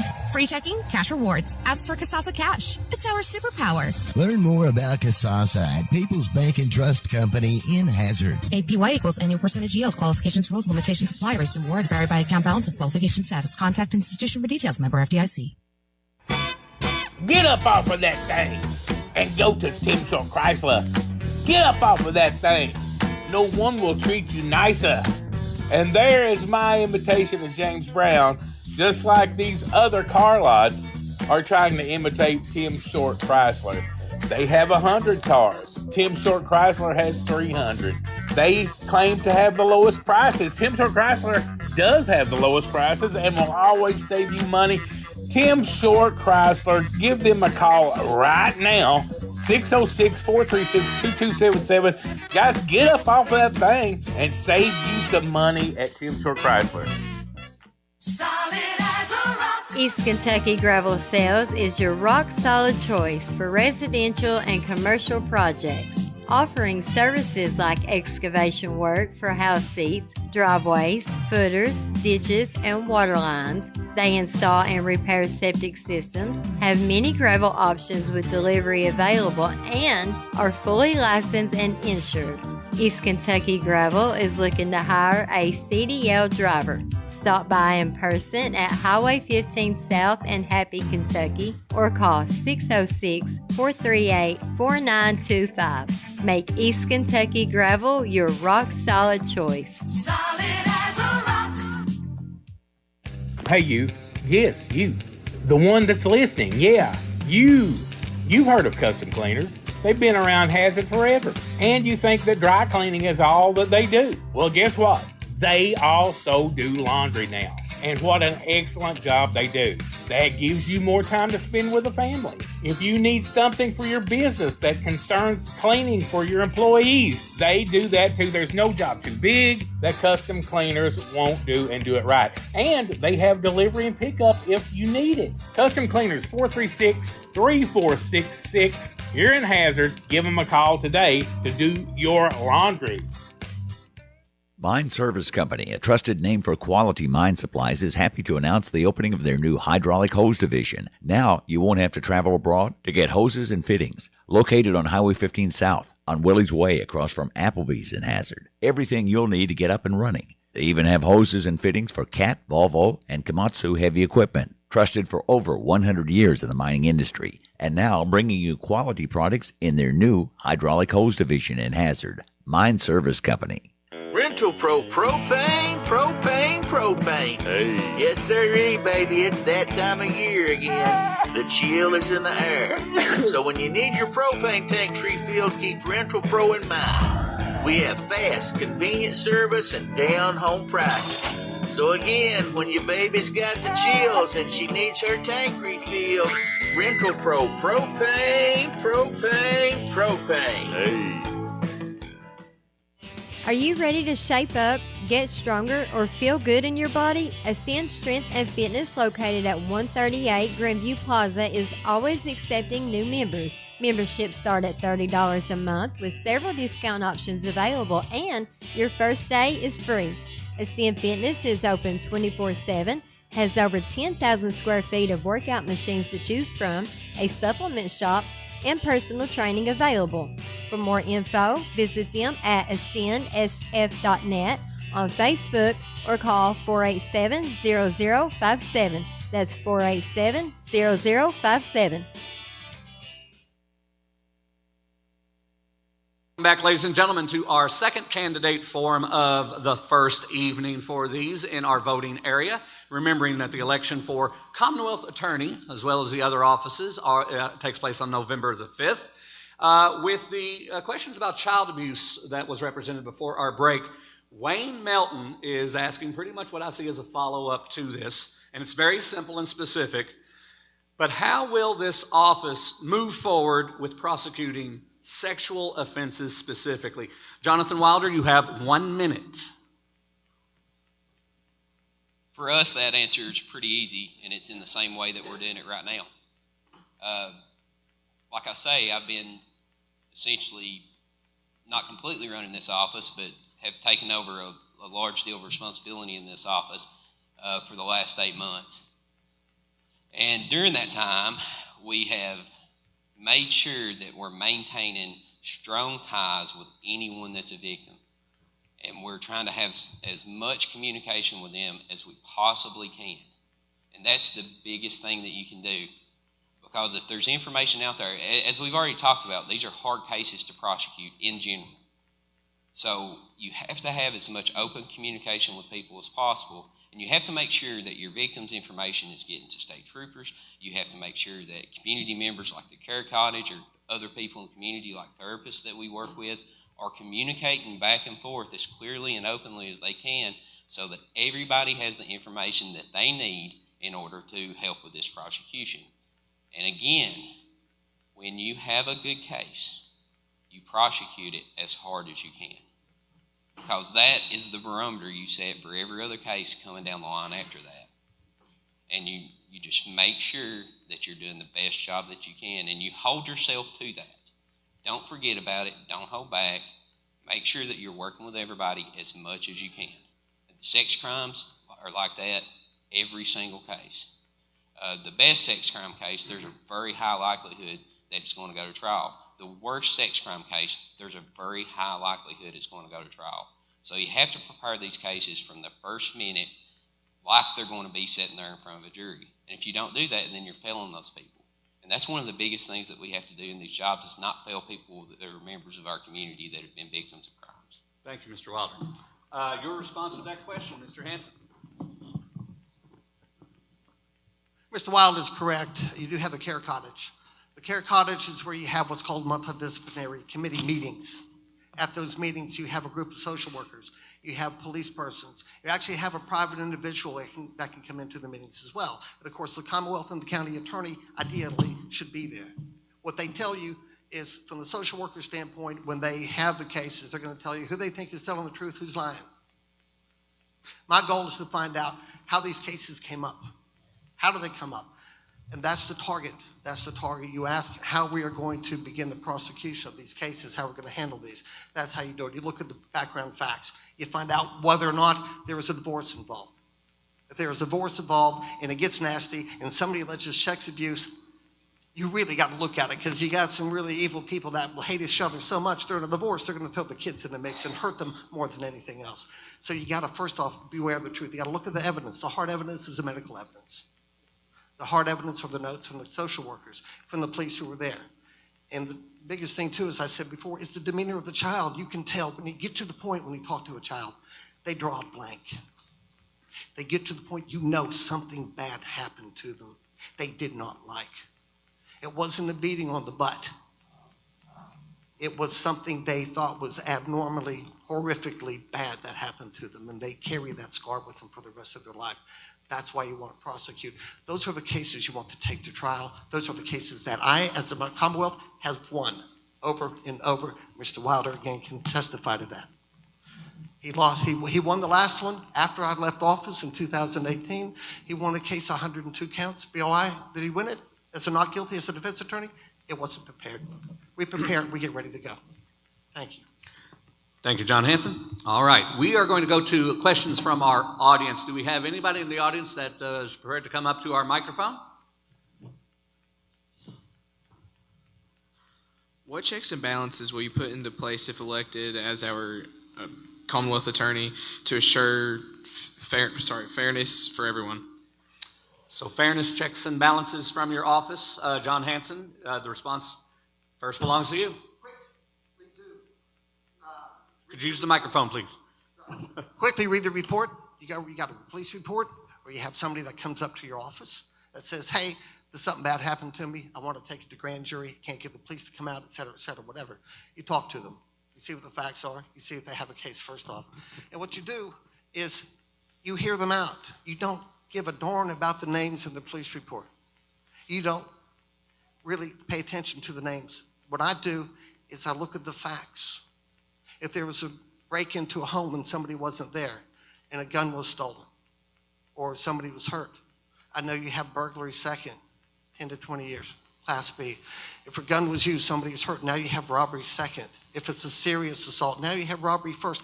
That's what I'd look at. That assures fairness. However, sometimes the closer you get to the trial, guess what? You got calls coming in. Hey, that's so-and-so, so-and-so, so-and-so. One of the reasons I really can't get upset too much is when we go to a house and we talk to folks, say, well, we can't support you because you put one of our family members in jail, and all he used was a water gun during the robbery. No, that doesn't matter. How many votes somebody has, how important they think their family were, that doesn't matter. What matters is the facts of the case. That way you get fair treatment, you get the victims represented, and you get some of these criminals off the street. That's what I've always done. I think I've been fairly effective. Thank you, Mr. Hanson. The same question to Mr. Wilder about checks and balances and equality. Well, that's one of the things that I touched on earlier, is equality is one of the most important things to me when we're talking about the Commonwealth's Attorney's Office. because we have such a long history of people being treated unequal in our system. And it's an executive branch office. So what you have to understand about that is, it's part of the checks and balances system, but within your own office, you have the ability to do whatever you want. So you have to trust the person that's in there. You have to have somebody that's willing to be transparent there. You have to have somebody that you know is going to be fair with people, that has a history of being fair with people. And you, especially after everything that happened during our last administration, you have to be willing to be as open to the public as you can possibly be. Now, John touched on a few things after I touched on them before. You can't care who comes in front of you. You can't do it. And if you do, then you shouldn't be in there. You shouldn't think about it for half a second. You take everything, you're as open with them, you're open with law enforcement, you're open with your community members, and if you have an issue that comes up that the public has a question about, you have to be willing to talk about that. Just like being here tonight, if something comes up and people have questions about it, you want to answer those questions. You want to make sure they're as fully informed as they can possibly be. And again, I've lived through a Hanson administration before. I know what that looks like. We all know what that looks like. And if you want checks and balances, and if you want equality, and you want transparency, then talk to the people that have worked with us both over the years. The people who this directly affect every day, law enforcement, your social workers, your lawyers in your community. Talk to them, ask them what they think, and who's going to bring better checks and balances and transparency to the table. Mr. Wilder, go ahead and stay there on the stage, and I should have had Mr. Hanson do that before his first response. I'm going to jump to a Facebook Live question that very much is related to this topic, but a little bit specifically different, from Sam Sparkman. And this is definitely something to address that a lot of people in our area feel. How do you plan to address issues of fairness and equity in the criminal justice system, particularly when it comes to disparities in how different communities of our region are treated in prosecutions? One of the biggest passions I have is this, and I've talked about this and I've hit on it over and over again. I grew up in the head of a holler where if you were the person that got into a fight with your neighbor, then both of y'all got hauled off to jail. And if it happened down in the city between two people, they talked to them, everybody shook hands, and they walked off. And that is reality. Whether we like it or not, that is reality. And that's still present today. That is still present today. Now, it's went away as some of the big giant sums of money have went from the area. That's one of the only good things that we've had about becoming poor. We're all pretty much poor at this point. At best, we've got middle class and we've got a few leftover coal barons. That's what we got left. And because of that, we're getting treated a little more equally because there's not that money flowing. But you can look at it. I mean, you would see what would happen in campaign contributions and who would get this and who would get that. Well, now neither one of us is getting that money, and thank God for it. Absolutely, thank God for that. Every single person that comes before the court should be treated exactly alike. I don't care who your mom and dad is. I don't care who your aunt or uncle is. And I don't care who had the ball player. I don't care. And I never will. Not for a second. Mr. Hanson, the question is on disparities of different communities in our district. I was sitting there thinking about the actual question, that is the disparity. First took over, you had in several areas that were known primarily for drug activity, high drug activity, and those were the areas targeted. And you had Perry County Park, which notoriously was allegedly a drug area. That disparity is kind of dissipated right now. You have some folks, like I mentioned earlier, with larger families. Well, they're picking on us because of this and that. They're picking on us because of this and that. My experience as Commonwealth and as a defense attorney is that every now and then the disparity comes out because maybe you feel that you made a police officer mad at you for unruly reasons. That's generally not the case. Maybe the disparity comes up because some of those folks decide to take on a police officer and they decide to fight them. That's a crime. It's called assault third. It's also called resisting arrest and wanton endangerment. If you use a weapon, you're looking at assault first, which is 10 to 20 years. The disparity also comes based on the behavior of some of these folks that maybe some of these people don't realize. If you go out and you commit 5 drug crimes in a month's time, you're kind of on the list to go to jail for a little bit. That disparity a lot of times will come out of the conduct of the person who felt mad about something anyway. The disparity, we watch out for that. Once again, you look at the conduct, you look at the conduct described by the police report, you look at the conduct described by the witnesses that come into your office. You don't pick and choose. Look, guys, I take no money from defense attorneys. I never have, okay? I don't take money from big companies. I don't take money from anybody. Realistically, I've not taken a single donation this last term. And I don't want to because that's going to affect me. My first obligation is to you guys, the voters from Perry County. That's who I answer to. Mr. Hanson, please remain on the stage. We're going to address one more question and then take a break. And this will come from Ms. Stacy Fugit with Envision Hazard. This is a written question from the crowd. But speaking of equality, Vico is one of the many communities in Kentucky. That's a great noise. Vigo is one of the many communities in Kentucky to pass the Fairness Ordinance, which protects the civil rights of LGBTQ plus Kentuckians. So what will you do to promote civil rights in Kentucky and in our district? Mr. Hanson, 1 minute before the break. To protect civil rights. Well, as the Commonwealth Attorney, as you already know, the biggest thing is prosecuting crimes that have already occurred, okay? If somebody is going to harass you, pick on you, come after you, try to run you off a road because they think you're not the same type of person you are, I mean, they are, then guess what?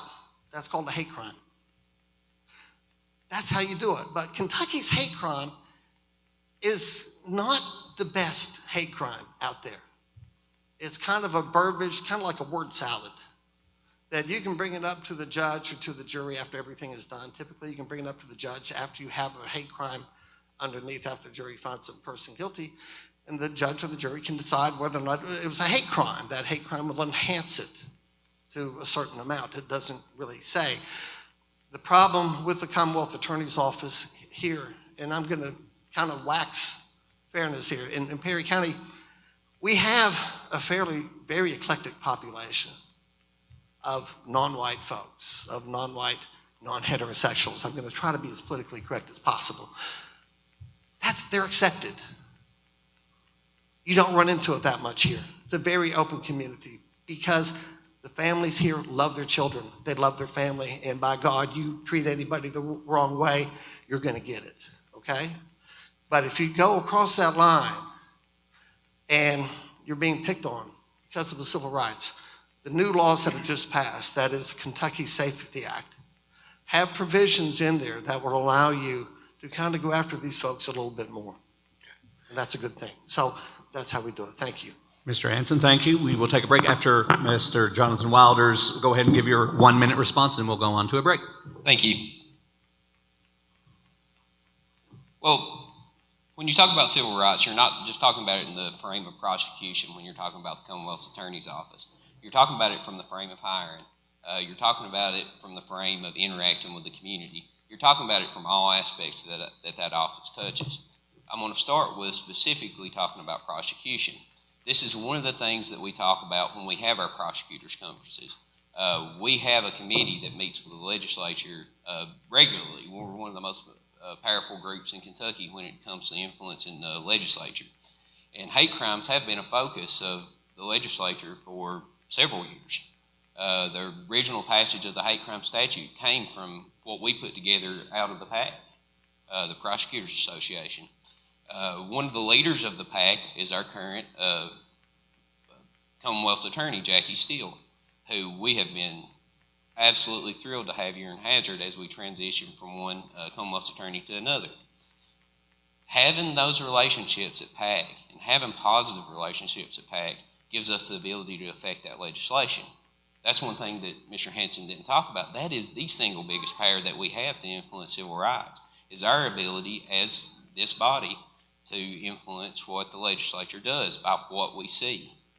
But civil rights is not just black and white, and we do have a significant minority population here in Perry County, and we need to make sure that those people are taken care of. I think since I've been in that office that we've done everything that we can to do that.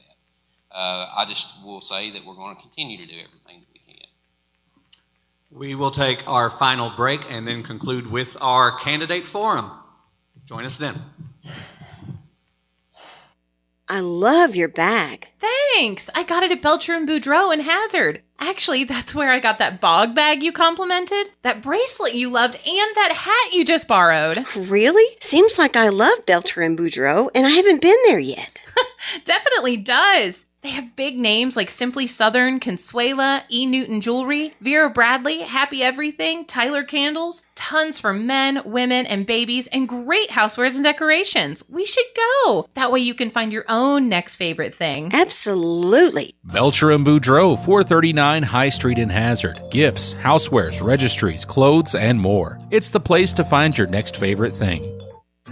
Hey guys, John Napier with WSGS. I remember when I was 3, 4, or 5 years old, living on Broadway here in Hazard, and yes, I can remember that far back. I used to take my little fat rear end right down to the pantry shelf every day and get a large blueberry icy. 57 years later, the pantry shelf is still kicking it, and they still got ices. Susan and her friendly staff have the best donuts in the country. Also, the best chili dog that you've ever tasted. And if you want a large roast beef sandwich with all the fixings, they can do that too. Located at 426 Memorial Drive here in Hazard, Kentucky. 606-436-6117. Give Pantry Shelf a call today. You won't be disappointed. Ladies and gentlemen, what's the number one quality that you would want in your car salesman? Trust. Isn't that right? You would want to trust your salesman with finding you the best price. You would want to trust your salesman with finding you the best automobile available. And you would want to trust your salesman for service after the sale.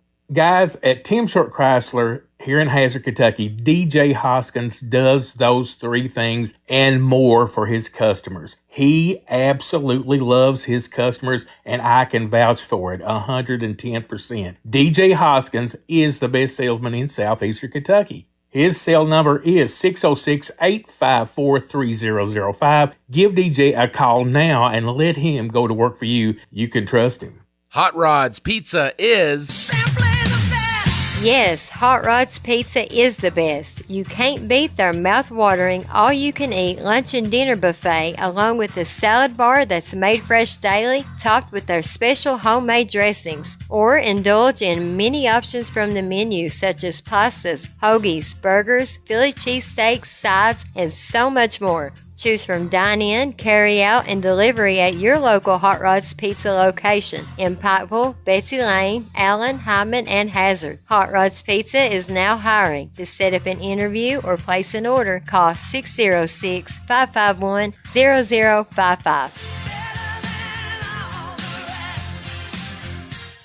Thinking of buying a home? Maybe you're a little anxious about taking that first step. Maybe you want to sell your current home, but you just don't know where to start. Drop the anxiety. Why not get help from someone who happens to know the housing market better than anyone in our area? Someone who has already helped many first-time buyers as well as long-time homeowners. Michelle Jones, your local RE/MAX realtor. Michelle is ranked in the nation's top agents and serves your area. So whether you're looking to buy or sell a home, the right agent can lead the way. Michelle Jones, RE/MAX. Call 233-4185.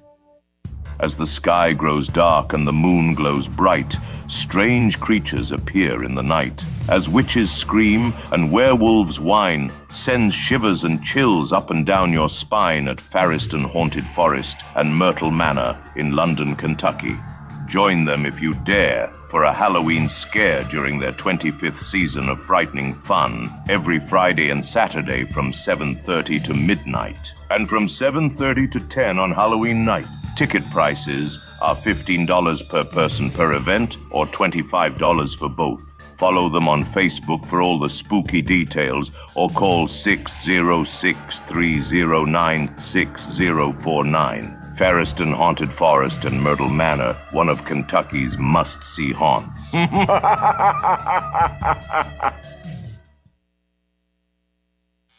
Welcome back, everyone. This is our final block before we conclude tonight's second candidate forum, talking to the two candidates for Commonwealth Attorney here in the 33rd District, which includes Hazard and Perry County.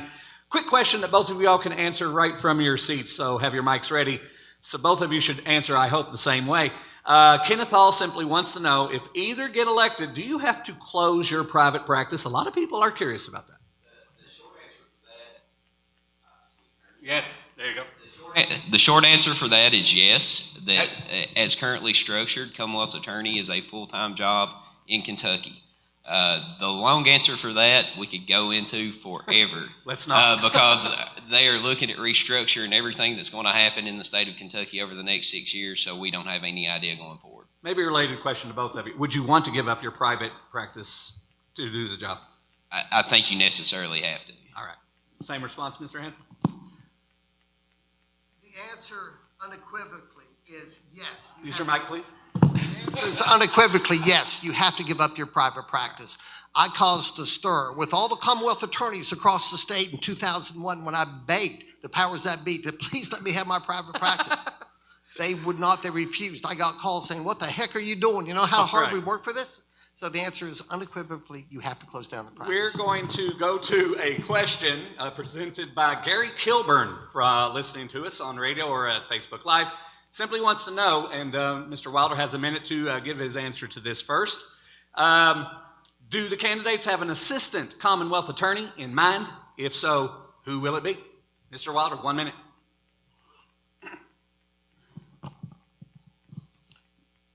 I have talked to a number of people that works in my office, Ryan Mosley, who's been working with me for, I guess, a little over a year now, and has been competent in his job as the Commonwealth's attorney. So I would anticipate that most likely, unless he's presented with another opportunity, will be staying with us. I've been happy with his work out there. We don't know what our budget is going to be right now. We look for that to potentially change as this new administration comes in. So there's the possibility that we would have either one or two assistant Commonwealth's attorneys. We have several fine attorneys in Perry County. I've spoke to a lot of them. One of them that I have strongly in mind is Kevin Johnson, who practices law here. He's a longtime criminal defense attorney and has voiced that he would be interested in taking that.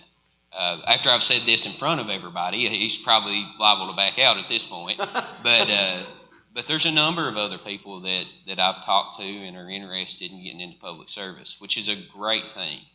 I mean, people think everybody goes into practice law to get rich.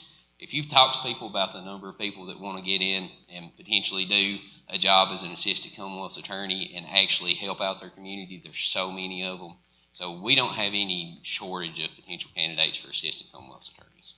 Thank you, Mr. Wilder. Mr. Hanson, who would your assistant Commonwealth attorney be and why? With your microphone. I can answer this quickly, too. I have no clue. I'm worried about right now getting elected. Mr. Wilder is correct. We do have a lot of formidable attorneys here in this county. And for some reason, every now and then, somebody kind of strays in from another county to work there. My attorney is going to be somebody from Perry County, whoever the assistant is. You got to realize, guys, I did 2 terms, 12 years, Commonwealth attorney, pretty much doing 90% of the job myself. Assistants don't matter to me. I love them to death, don't get me wrong. They're going to be qualified, but I'm going to be the guy who goes into the office. I'm going to be there anywhere between 8:30 to 5:30 to 6 o'clock. Sunday mornings from 4 a.m. till trial starts at 8:30. Okay? That's what I'm going to do. The assistant, they want to come in and help out, that's fine. Every now and then I need a break, so I'll need somebody part-time. I've not decided yet. That is my truthful answer. I'm worried about getting elected right now. Thank you, Mr. Hanson. Thank you. Go ahead and stay up here on the stage and address one of our audience-made questions. How will you be visible if elected for our Commonwealth attorney? Pardon me? How will you be visible if elected as our Commonwealth attorney? Physical? Visible in the public. Visible. You're going to walk up to the 3rd floor of the old Perry County Courthouse. You're going to walk in and ask if I'm there. If I'm there, they'll point you to my office. You come back. and we'll talk. That's how I'm going to be visible. If you get my cell phone number, you can call me. We'll talk, because you can ask my wife. I answer regardless where I am or what time of day. Right? She's shaking her head yes back there. So, yeah, I'm visible. One of the things about me, I like the practice of law, guys. I'm sorry. When I'm not Commonwealth attorney, I do all sorts of stuff, divorces, bankruptcies, personal injury work, stuff nobody else will take. I'll take for the challenge. And every now and then I'll win. So, that's a good thing. Personal injury cases, I do fairly well, divorces. So I like to be there because I'm the chief of that office, man. You come in to me as I'm Commonwealth attorney, guess what? I'm the guy you talk to. It's one of the talks I had in 2001. I told various public officials, you have a question for me, you come to me. You don't get somebody else to answer it for you. You come to me. I'm the one responsible. Like Truman said, the buck stops here, the buck will stop with me. Call me if I get elected. Thank you. Thank you, Mr. Hanson. Mr. Wilder, if elected, how will you be visible in the office? 1 minute, please. Well, same for me. I mean, if you go to the Commonwealth Attorney's office right now, that you'll find me there. I'm even as a part-time assistant Commonwealth Attorney, I'm up there the vast majority of the time. Nothing will change when if I'm elected to become the Commonwealth Attorney. But as far as visibility in the community, anybody that goes to any of the events around Perry County, if you've not seen my wife and my children running around, then I don't know how you haven't, because we are as active in this community as we can possibly be with a 2- and 6-year-old. I think that that's important too, and I agree with John that it is important. You do need to be there every second that you can possibly be there, and you need to be the person. If you are the elected Commonwealth Attorney, you have to be the person that is pushing that office forward. You have to be the person that's the primary point of contact if you can possibly be that. But it also matters to be involved in the community, to be engaged in the community, and not just in Hazard, but different parts of the community, to interact with people in Leatherwood, and interact with people at Buckhorn, and interact with people over on Scuddy. It matters that you have relationships with people outside of just that office, because then you actually understand the community that you're in. You need to really know people out in the community, because if you don't, then you don't have anybody to rely on when you need to ask questions about things. And we need to be in a position where we're able to ask people in the community questions about things. Because what happens in our office, the crimes that happen, affect the people in the community. And not just Hazard, not just in small groups, but everybody from Leatherwood to Delphia to Buckhorn. So it matters that we're also outside the office. Mr. Wilder, remain on stage. We're going to try to address 2 questions before we actually finish today. And this will be our final question from the Facebook Live audience watching us. This is from Brian Gibson, and this question can be answered very efficiently, I feel. What specific goals do you have for the Office of Commonwealth Attorney? How will you measure your success? Well, hello, Brian. I know Brian well. The specific goals that we would have for that office would be to run it as efficiently as we possibly could, to be as fair to as many people as we possibly can, to have a group of attorneys up there that are capable and willing and able to try cases when it comes down to having to try cases, to have somebody as a point person that if anybody from the community needs to speak to us at any point about any case that we have somebody there to do that phones are being answered, that cases are getting tried, that prosecutions are happening in a fair way to everybody. And that's pretty much it. Mr. Hanson, 1 minute. How would you measure your success? What are the goals? Convictions at trial. That's how you measure the goal of the Commonwealth Attorney's Office. The efficiency, that's going to come with the staff that's there. There are folks there in the office right now who've been in there for several years. Without them, if they ever leave, that system's going to collapse, okay? It's going to collapse because no one else can do the job they do. So the efficiency is going to be a couple of folks in the administrative section of the Commonwealth Attorney's Office. I know because I'm one of the ones who brought them there in 2001. They're still there. They know the system. The efficiency for the attorneys, the actual attorneys, is going to come with how they deal with witnesses. You can't go into a child and say, I don't feel like talking to a kid today, and slam the door on them, even though they're your main witness. You cannot do that. You have to talk to them. You have to make time for everybody. You have to be able to work on the cases. You don't win trials unless you work on the cases. When you get the guilties that come out, that's where the success is. When you show up in court, You know, sometimes in the courts on Thursdays, you're going to have 120 cases. Some of them are kind of old, like 2001. Back tonight, we had one 1960, I think, came up. But that's how you measure my success is my office, how we've always done it. Thank you, Mr. Hanson. Thank you. All right, our final question made from a member of the audience to Mr. Hanson first. Please return to the stage. How do you plan to help restore the public's faith in the position after the terms in which the previous CWA left office? No. Say no. If someone comes up and offers you drugs, offer you money, you say no. If they do it in your office, you make sure somebody's there and you yell it out, what in God's name are you trying to bribe me? And you kick them out. That way people hear, and they kind of run off your office. On the phone call, if you don't know the person, they start getting rough with you, you hang up on them. You can build integrity by simply focusing on the job as statutorily defined, as Philip said earlier right at the beginning. You prosecute felony crimes.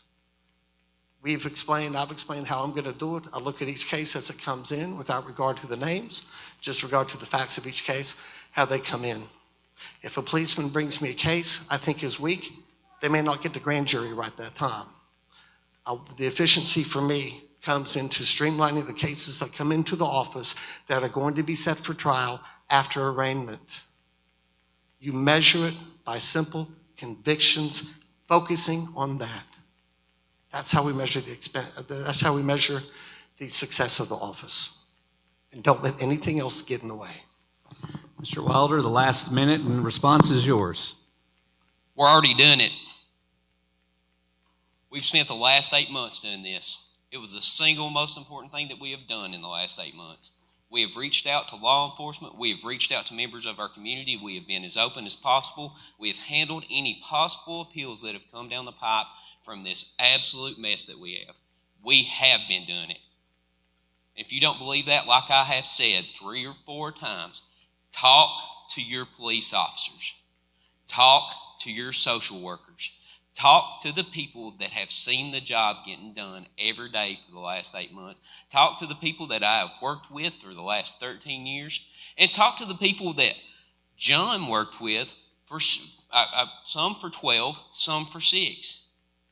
And you ask them, who is going to restore faith in that office? But we are already doing it. We have done everything that we can every day for the last 8 months. We could have walked away from that office in a heartbeat, and it would have been easy to do.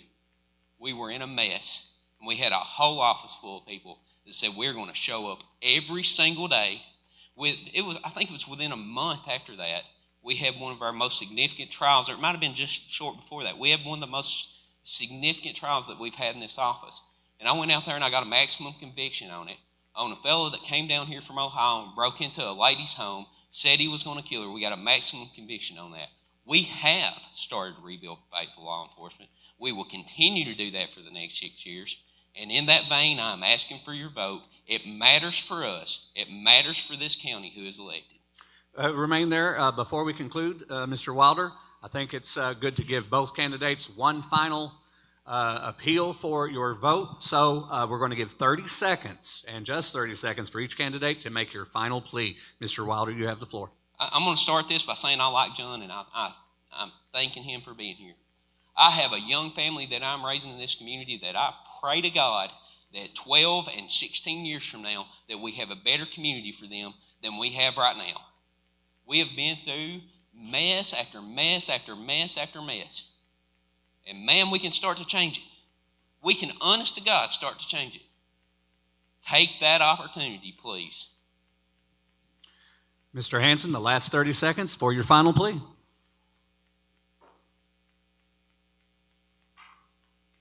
I have a decision to make whether or not to spend the next 30 seconds talking about all the trials I've gotten guilty verdicts on, from murder trials, sex abuse trials, robbery trials. You name it, we've got convictions on it. Mr. Wilder, you want a better community? 12, 16 years? Tell you what, you're going to have a better community after this next term if you elect me. John Hanson. And Mr. Wilder, everybody else out there, Mr. Wilder especially, you can thank me when I'm done. I appreciate y'all's vote on November 5th, 2024. Thank you. So this is the conclusion of our first candidate forum of the fall election, and although we do not endorse any particular candidate for any office, we do endorse the need and importance for everyone to get out and vote on Tuesday, November 5th. We once again, though, must thank and mention all of our sponsors for tonight's event: People's Bank and Trust, Tim Short Chrysler, East Kentucky Gravel Sales, Custom Cleaners, Mind Service Company, Rental Pro, Ascend Strength and Fitness, Ferriston Haunted Forest, Michelle Jones Realtor, Hot Rods Pizza, DJ Hoskins of Tim Short Chrysler, The Pantry Shelf, and Belcher and Boudreaux. And on behalf of WSGS 101.1 FM, Envision Hazard, especially the production assistance of Miss Stacy Fugit, the wonderful staff of the Perry County Public Library, we hope that you have gained much from tonight's first candidate forum and will be part of the next candidate forum back here at the Perry County Public Library on Monday, October 21st, where we will be questioning